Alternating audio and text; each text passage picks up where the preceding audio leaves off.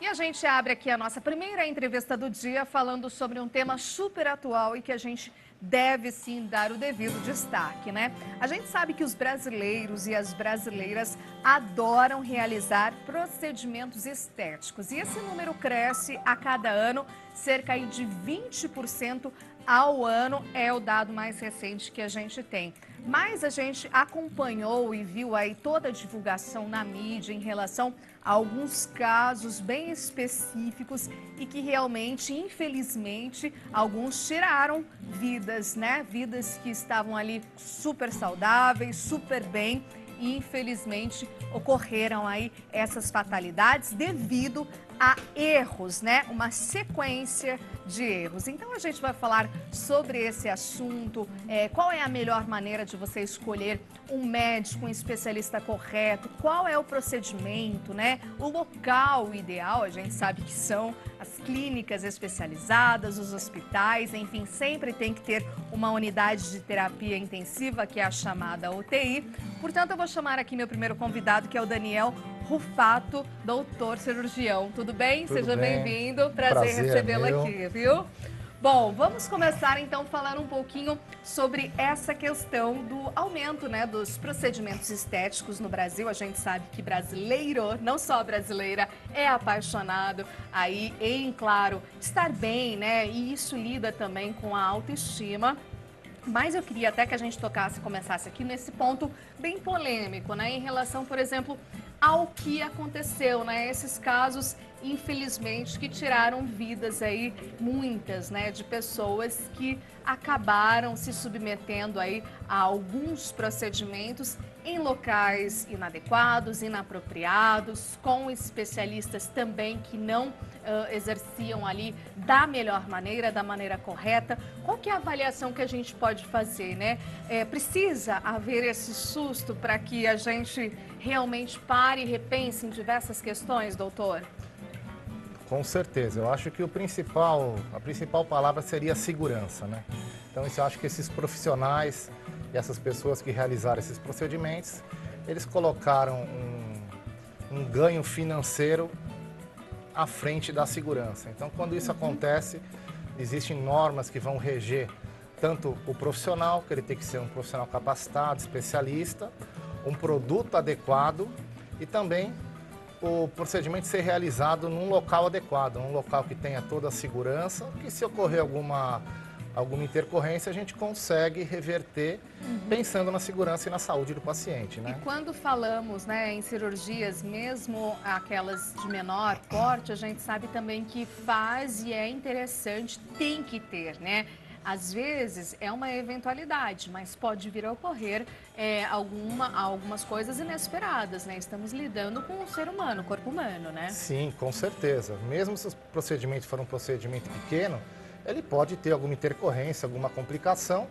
E se a gente estiver num local adequado, qual seria esse local adequado? Dentro de um hospital, a gente consegue tratar esse paciente que não fique uma sequela para ele futuramente. Certo. Como fazer para escolher o melhor profissional? É importante, assim, você falou de segurança, né? Mas eu acho que para complementar outra palavra, outra questão que a gente tem que colocar aqui seria a confiança no profissional, né? Então, de repente, por indicação, mas você também sempre ter o seu lado, assim, né? Do paciente, no caso, que nos acompanha. Bom, deixa eu procurar a idoneidade dele, deixa eu fazer uma pesquisa aqui rápida. É importante isso, mesmo que venha através de uma indicação? Com certeza. Eu acho que primeiro é a indicação de alguma pessoa que já fez com esse profissional.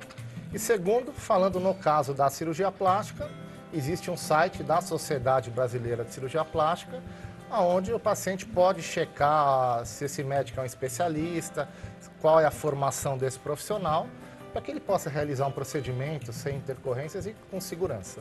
Certo. Hoje, quais são as cirurgias ainda, digamos assim, carro-chefes, né? Líderes que os brasileiros e brasileiras vêm mais fazendo, né? Seria o silicone, ainda estaria em primeiro no topo, lugar, em primeiro lugar. E segundo lugar, a lipoaspiração. Aí depois entra cirurgias faciais, como rinoplastia, cirurgia da orelha, cirurgia da pálpebra, cirurgias de mama, de abdômen.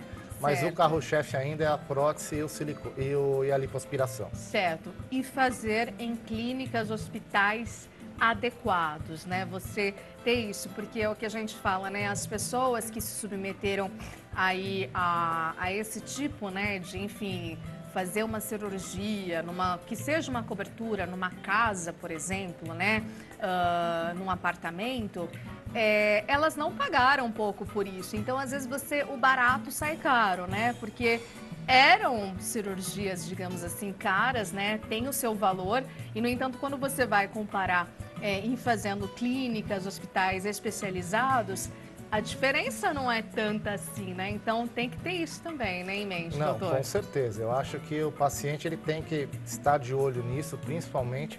Você não vai fazer um procedimento num apartamento de um médico. Então alguma coisa está errada, alguma coisa está sendo escondida para que esse procedimento não seja feito dentro de um hospital, dentro de uma clínica regularizada.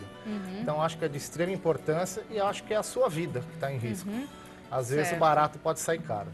Doutora, eu falei aqui, inclusive, né, dos homens que estão realmente de olho nessa tendência, nesses procedimentos estéticos, porque, inclusive, né, um colega ali da maquiagem, da Band, ele falou, eu adoro fazer cirurgia, já fez 2 lipos e tudo mais.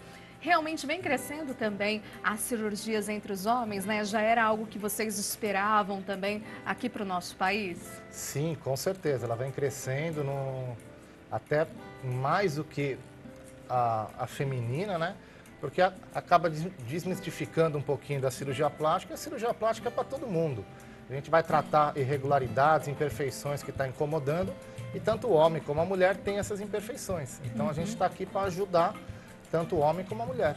E, doutor, o custo hoje vem sendo mais acessível, né, no geral, para a população? Assim, hoje pessoas conseguem, né, de repente, eu quero melhorar isso, melhorar aquilo, mas é sempre bom ter indicação. Olha, você realmente acha interessante você fazer isso, né? Ou não, e agora não há necessidade, né? Eu acho que tem que ter essa troca importante entre médico, doutor e paciente, né? Mas o acesso está mais acessível para a população no geral? Sim, com certeza. Uma, pelo aumento do número de cirurgiões, então acaba diversificando um pouquinho e diluindo um pouquinho essas cirurgias. Mas o importante é sempre ter um bom senso, esse profissional conversar com o paciente e entender o que o paciente quer. Então, se ele tiver indicação, realizamos o procedimento. Se ele não tiver, não realizamos uma cirurgia. Às vezes um tratamento clínico pode ajudar. Maravilha, doutor. Deixa o contato para quem nos acompanha, então. Então, quem quiser informações, o meu site é o www.danielrufato.com.br e o telefone do consultório é o 3142-9873. Estou à disposição para responder perguntas e ajudar quem me procurar. Tá certo. Obrigada, viu? Obrigado. Até uma próxima oportunidade. Até mais. Continue aqui com a gente, então, para acompanhar.